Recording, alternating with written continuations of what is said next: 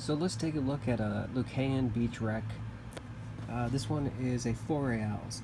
So we'll take a peek at this coin and talk a little bit about this shipwreck, which sunk, I think, circa 1628 off Grand Bahama Island. The original Spink auction, these came in this green box with a white clamshell box, and inside that box there will be a small paper certificate.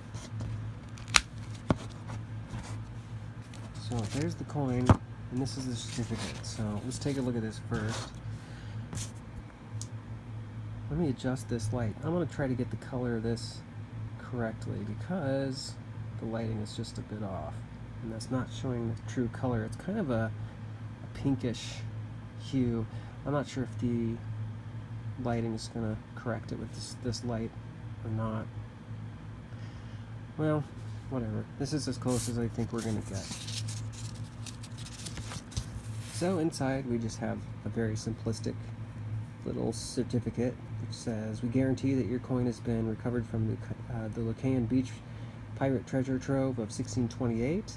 This right here, the pirate, it's pretty ridiculous that they put that on there because there's no proof that this was a pirate ship. You know, but it helps sell. This was printed on, which looks kind of like, I don't know, maybe it's not a parchment. It's kind of a ragged piece of paper now, but some kind of special paper here. It's almost like it's got a larger mesh, like handmade paper perhaps, but it's very thin if it was handmade. Most likely screen printed on there. So let's put that back in here so it doesn't get ruined, and take a look at the coin. So this shipwreck was accidentally discovered in 1964 and yielded, I think, about 10,000 silver cobs dating up to about 1628. The wreck, I think, was in 10 feet of water and about, I don't know, I think it's listed at like 1,400, 300, something like that, yards from the Lucayan Beach Hotel, hence its name. So here is a 4 reales. Now, granted, this coin was a lot darker when I purchased it. I actually cleaned this up a little bit via electrolysis, not to harm the coin or anything, just to remove the decades of the staining on this particular piece, because it was very, very black. You couldn't really see any detail anymore, so I decided to go ahead and clean this coin up. This is one of the nicer coins. I tend to go for the nicest specimens I can get. I also have an 8 reales from this wreck, which is not very nice, but this is definitely my showpiece. This is an OMD Assayer D, so that would be Diego de Godoy. We cannot see really much of that on here. I'm going to see if I can find like a pen to kind of point this out. Somebody suggested I use like a pen or a toothpick when I'm talking about the features. But what we can tell about this particular coin, let's start with the reverse. The reverse here, now there's a few things about these early Diego de Godoy coins, the Philip III, Philip IV, right up to 1724, 1725 when the design was changed. We have these very large globes at the end of the cross on the 8 reals, the 4 reals, and all the way down to the smaller denominations. We have what I call chicken lions, especially on the 8 reals. The 4 real is trying to mimic those lions. They're a bit smaller in size, but they're very similar. Let's see if I can get this to zoom in a bit here.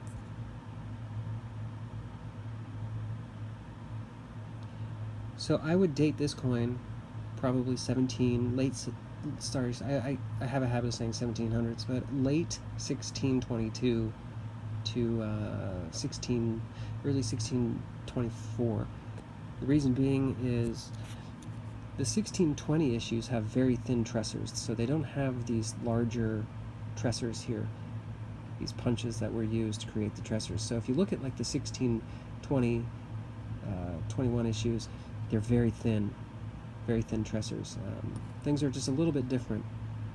So this coin is most likely going to date, as I said, late 1622 to 1624. I kind of want to say early 1625 when the design was changed, which is possible with the 4 reals. So it's in that date range. It's not going to be 1628. This cross especially would have changed. This large globe at the end would have become kind of like what looks like a spearhead, and it almost looks more like a flower bud opening up on those 1625 to 28, early 29 issues. We also have the original castles and this particular style of lion. So let's go to the obverse of this piece. This is a fantastic piece, by the way. It was not a cheap piece to buy either. This was pretty expensive for 4 reales. If I told you what I spent, you might go wow and not want to consider buying one of these. But some of these can be found fairly cheap. So let me just say, if you find a nice 4 real with a high weight and a nice eye appeal, that's under $400. Grab it. It's definitely worth it for one of these. There's not many of these floating around, but that is, of course, with the box and everything that came with it. On one of my other coins, I had pages that were actually, I think, from the Spink auction that talked about the wreck. So anyway, looking here at the shield, we have our birds, which are still facing left versus right, so we know that this is going to be before 1624. This is an interesting feature here. It almost looks like the castle was punched in upside down and then corrected. So we can see what looks like right here, the castle towers at the bottom, the base of the castle. Looks like this was fixed by flipping it and then restamping it. Always found that very interesting. Lions, with the large pomegranate, these fleur-de-lis, which are pretty typical of this period. We have the denomination to the right, the 4.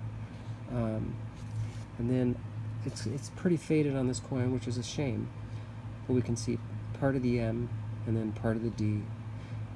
Again, this is very distinctive of this Acer, which is Diego de Godoy, and some people will confuse, these with when the Acer mark is clear, the D, with the Acer D of the 1700s, 1720s.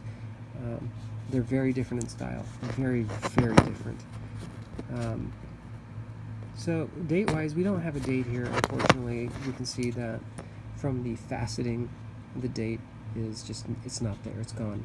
The crown's not there. We do have a part of the denomination. Can't really see any border, but the faceting just took that stuff out. So by faceting, what I'm talking about is it being hit with a hammer, kind of help round the coin out.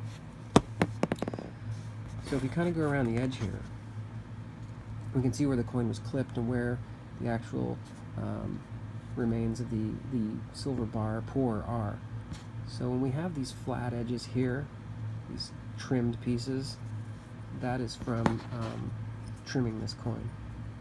I apologize, my nails are a little dirty because I just got done repotting some palm trees, so my hands are a little dirty. I shouldn't be holding this, but right here is a natural edge of the coin. I think the light's kind of blunt. It's a bit too bright to kind of show it, but this is the natural edge there. There's a bit of natural edge here. So this was pretty heavily clipped. Looks like a bit there too. Just to bring that down to weight, and believe it or not, the weight of this coin is the full mint weight. So this coin is like uncirculated. There was a person that I knew, I don't really speak to him, but he actually was one of the divers on this wreck long time ago, and it's pretty neat. I saw the pictures of him with just giant clumps of coins from this wreck. So I said they said there's about 10,000 coins, silver cobs from this wreck. They've all been, as far as I know, all the coins have been Mexican 8 and 4 reals from the Acer D period, which is this coin here. Some in very nice condition, some in very poor condition, some with some very clear dates, some like this without a date, but it's kind of like any other shipwreck, you're going to get either a nice coin or a coin that's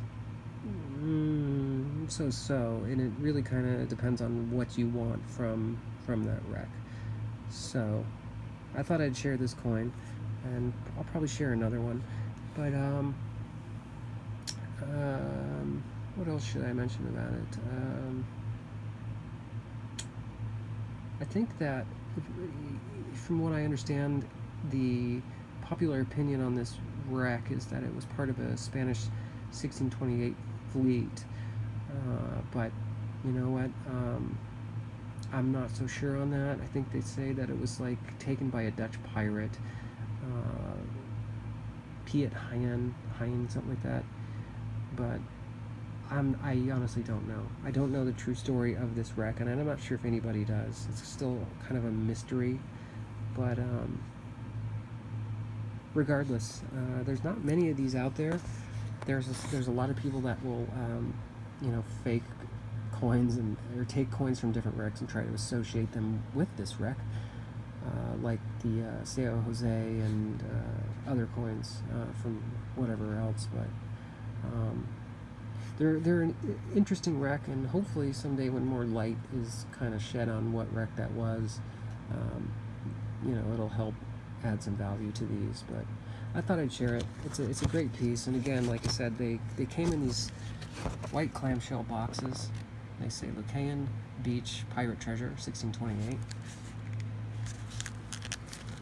And they would come in these green Spink and Sun boxes. Now, I've seen some, and I don't know if they're legit or not, but I've seen some that they came with like these very small, slender certificates, kind of like, I don't know, like if somebody cut a legal sheet of paper down, but they have a very general description that I see everywhere, that very general description of this wreck. So I don't know if there are any other legitimate, I mean, there has to be, because it's been worked since, of course, this auction, but I don't know whose certificate really validates those coins to that wreck or not. Anyway, I just thought I'd make a video. I'm going on 13 minutes, which is really long.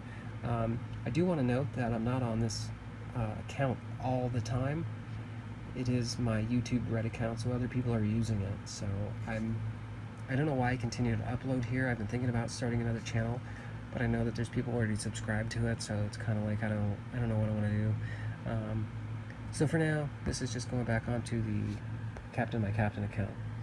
One last look at this gorgeous 4 reals. SARD. And perhaps I'll do something on this sometime down the road to kind of show the different periods of this assayer, so people can see the changes in the 4s, 8s, and smaller denominations, fractionals. Okay, that's it.